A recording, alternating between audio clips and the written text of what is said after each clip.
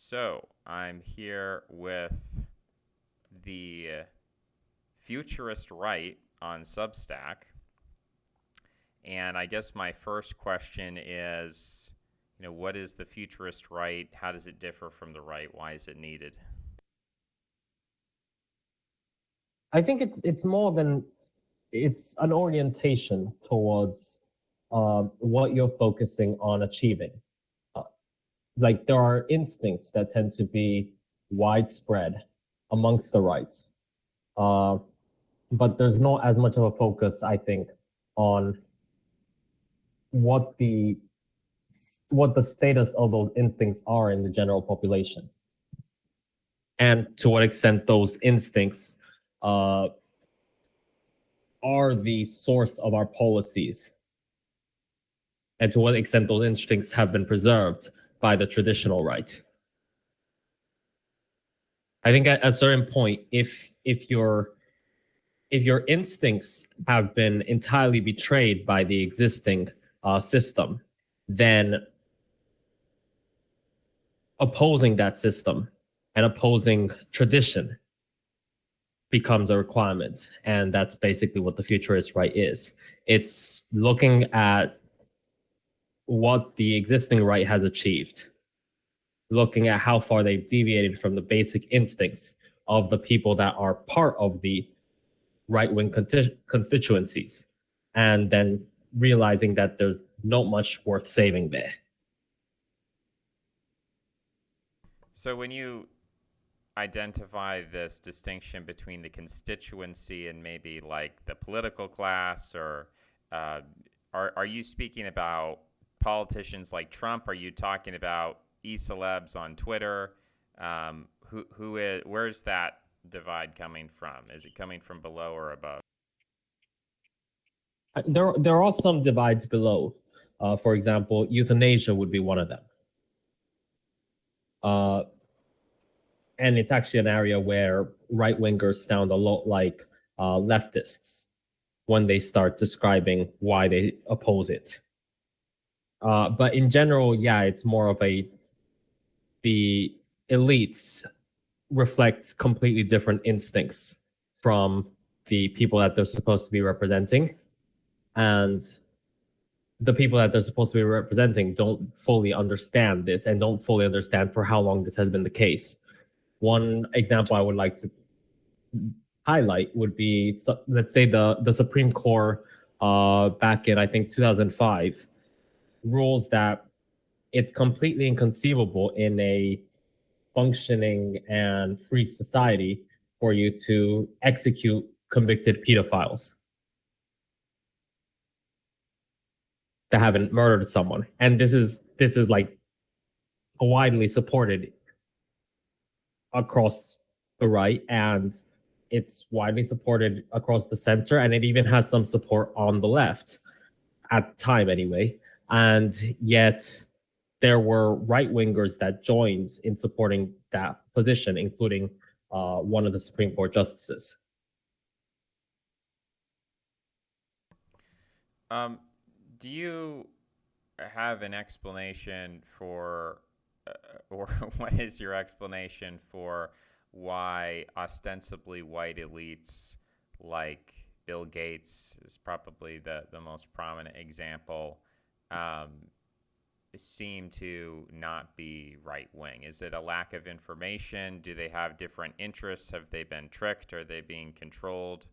What's the explanation for that? That's a very good question, which I quite frankly can't find a very good answer for. I think there are a few areas where, if you look at it from a non-religious perspective, at least, the right does, at least at the beginning, alienate anyone that looks at it. So I'm thinking euthanasia, and I'm thinking to some extent abortion, but also IVF, things like that. Which, like, if you look deeper, you'll find many areas of agreement, and you'll find that the base is not particularly opposed to the more intellectual right, uh, which I'm trying to create on these issues. But there is that strong constituency that operates more effectively. It sounds like what you're saying is that, and correct me if I'm misinterpreting you, but it sounds like what you're saying is someone like Bill Gates, who is an elite white person, a rich white person, looks at the right and what he sees is opposition to euthanasia. He sees opposition to abortion. He sees, forms of maybe Christianity or nationalism or something that he doesn't like, and he sort of instinctually rejects the entire package and then kind of aligns with the left.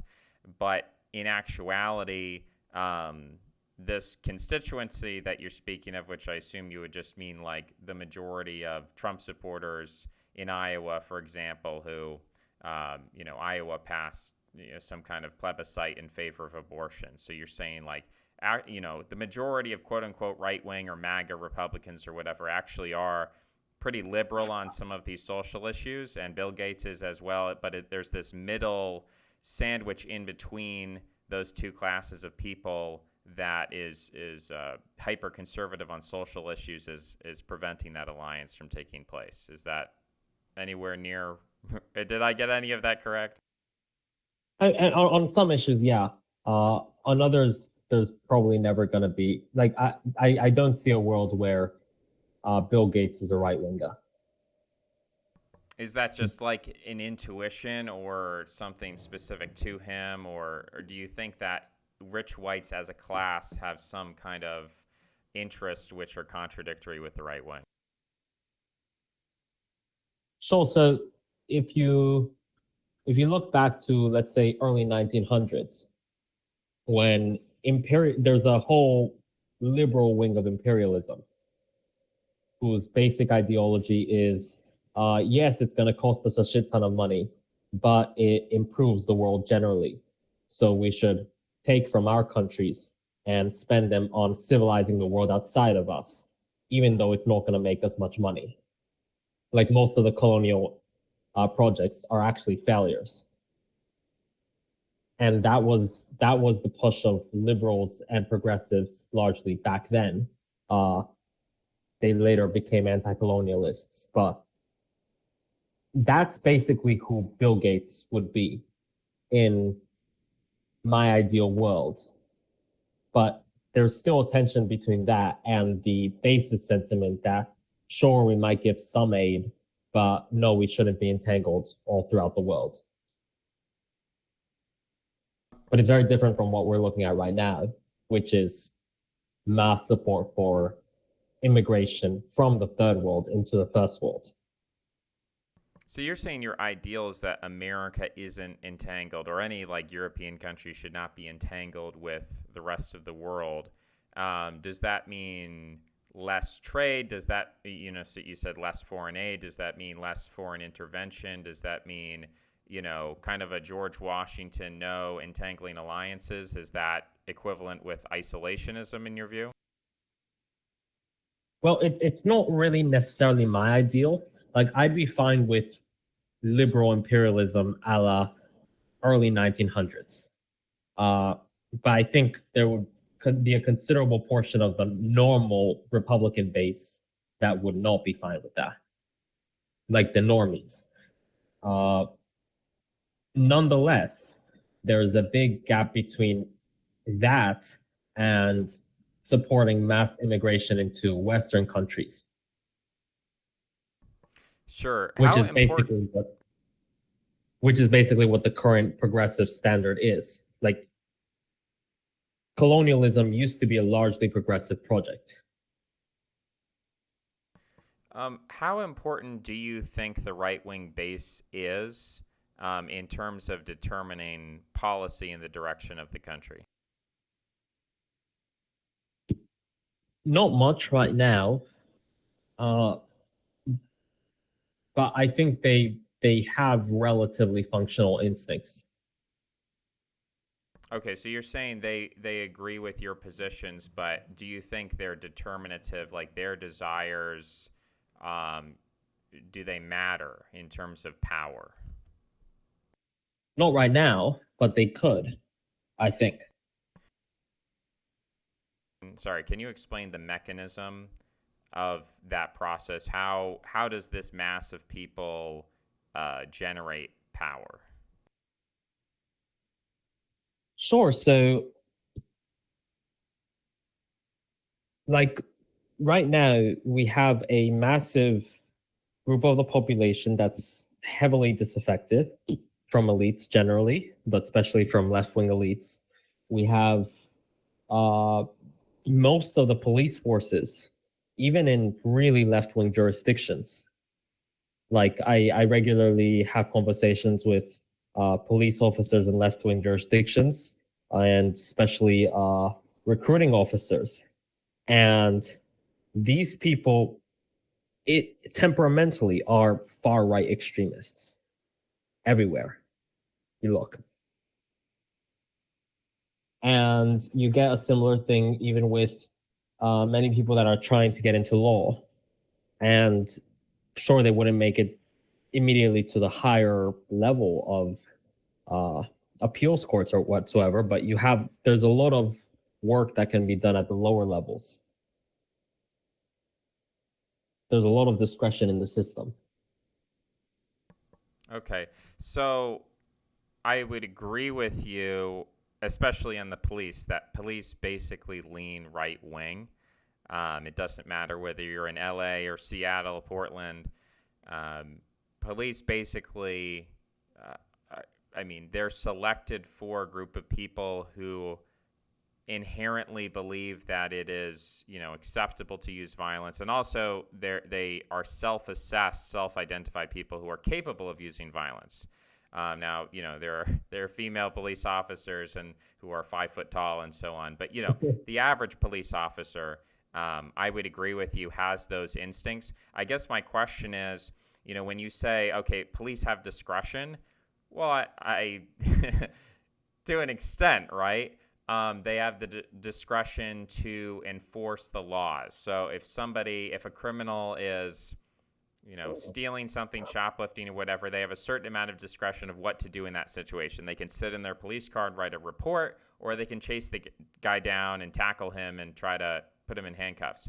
So there's that level of discretion. But I'm talking about the level of policy, not just policing criminals on the streets, but what is abortion policy? What is euthanasia policy? What is immigration policy? Those sort of things in a democratic process. Are you suggesting that somehow the police will be able to employ some kind of, in a civil war scenario, some kind of force in order to change policy, or is there something else you're talking about?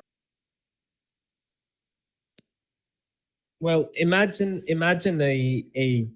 a slightly different world where a tiny percentage of the rights elites were coordinating directly with police departments and letting them know who should receive their protection and who shouldn't. Okay. Where the moment that you donated to a uh, strongly anti-police organization that wasn't aligned with us, the moment you donated to BLM or whatever, your business suddenly stopped receiving protection. Formally, they would still be receiving protection, but the cops would just not arrive on time. That's what I'm talking about. Okay. I guess I'm just going to kind of play devil's advocate here. And I don't know how far you want to go down this, but I think it's interesting. If I was a rich white person who is, let's say I was George Soros and or his son Alex Soros, and I'm donating to BLM for whatever reason, we haven't gotten into why white or even Jewish elites would support BLM. But let's just say that's happening. And then let's say your vision comes true, right? The police say, we don't want to protect you anymore. We're not going to protect you effectively. Um, the first thing that I would do is I would fund a movement to defund the police. And then what I would do is I would essentially replace police with private contractors. So instead of relying upon this public service, I would just say, let's privatize the police force. Now, is that already happening? I think there's an argument that it is happening, because if you look at the growth in private security industries in America, it's gone up. Now, I got to probably write an article with some facts and statistics in there to prove that, but I think that probably is happening to an extent. Although what you're describing is this theoretical, like, police will stop protecting Alex Soros's business or whatever. I don't see that happening. I don't see any evidence for that, actually. I do see evidence that our police system in America is undergoing a sort of revolution where there's mass retirements, and things that you would have expected the police to do in the past are now being replaced. Those functions are being replaced by specialist forces. So, for instance, the SWAT team. SWAT teams didn't really exist before the 1990s, effectively. I mean, Bill Clinton invented the ATF. So we're getting these federal organizations, which are not local, of people who are extremely vetted to perform tasks without questioning or introducing political, local, the type of instinctual influences that you're describing. And I think so far that's been effective. If anything, and I don't necessarily endorse these conspiracy theories, but there are conspiracy theories that the Secret Service basically was maliciously incompetent in protecting Trump. That's not really evidence of, a security force defending the right wing. It's actually the opposite. Now, okay, we can discard that data point, and I want to give you a chance to respond. But, do you think that's the only way that the police can be, or, again, any right-wing constituency? Because I'm just asking the basic question of, you say there's this constituency, there's this massive right-wing people, you say they're in the police, maybe the military, etc. How do they actually impact policy? How would you respond to my critique of your example of, they're gonna stop protecting George Soros, et cetera, et cetera? Well, I mean, think of the Rittenhouse case. Here's a person that has a perfect self-defense case and nonetheless gets arrested. Imagine that on a mass scale, but weaponized against the left. Now, you wouldn't have judges necessarily in play, but just, I mean, imagine there's just a general understanding in any left-wing city that if you go after anyone that's on this list and they have a shit ton of money, the cops will just take forever to arrive. And if you get shot, if someone shoots at you, you'll be arrested. And even though they'll be released in like 3 days or whatever, the left-wing press will run it as this tragedy story, but that will itself send a message. Yeah, I can certainly imagine that, and I think it's fun to imagine in a certain sense, because it's like the kind of the breakdown. I mean, that's an extreme form of political polarization, and implicitly it is a form of political violence. Now, I'm not saying here that you're advocating that, or or anyone's advocating that, but I'm saying that, if there's a police force and it implicitly or explicitly says we will not protect these people from violence, that is a political decision as pertains to violence. So I think that would be pretty incredible. And, maybe there are some precedents for that in American history. Maybe there was a point at which, obviously, for example, union busting, like the mafia would go in and beat up union workers. So effectively, there was a private police force, the mafia, and it did, politically attack communists and socialists and union organizers. So I guess it's possible, but my response to that, and I guess I'm asking you if you think my response has any validity, is that this has already been anticipated and it's actively being worked against in the form of private/federal security forces that have been proven to be effective, and at the same time, mass retirements in the police force, and basically, I actually don't think police departments are being defunded, but I think the defund the police slogan has been used to radically transform police departments to the extent that, again, this is a process. You can still meet plenty of cops who are right wing, but I'm saying that the level of bureaucracy that police are put under, and you brought up the Rittenhouse case, and I would counter with the Derek Chauvin case. This was a guy who did everything that he was trained to do. He restrained a 6 foot plus, 200 plus Well, pound criminal. He was a violent criminal with a record of, sticking a gun in a pregnant woman's belly. I mean, this is a guy who was on drugs, acting erratically, and he did exactly what his training told him to do, is to restrain the guy. And Derek Chauvin is in jail. So if anything, it's not that the elites are facing this uprising of police where they stop protecting them. It's that elites have decided that police no longer have the immunity that they were guaranteed, since the founding of the country. Basically, you have a police force and you have to yeah. give them a certain amount of wiggle room to do their job. They don't have that wiggle room. That's why people are retiring. And the people who are entering into the police force, by the way, if you go to big Democratic cities, not on the West Coast, but if you go to, for example, St. Louis, Missouri, or you go to New Orleans, or you go to Jackson, Mississippi, or you go to Atlanta, Georgia, a lot of these Democrat-run country, or Baltimore, for example, large black populations, and we have plenty of news stories coming out where these police officers are dealing drugs, they're engaging in human trafficking, they're actually taking handguns from crime scenes and trying to resell them on the Yeah. black market to make $500. So that's the kind of police you're dealing with in big Democrat-run cities in the middle of the country and on the East Coast. And yeah, so these are kind of, maybe you could call this cynicism or devil's advocate, but when you start to talk about we're going to have an uprising of police in this country where they're going to stop defending the No, elites, but that's where I'm skeptical. sure. So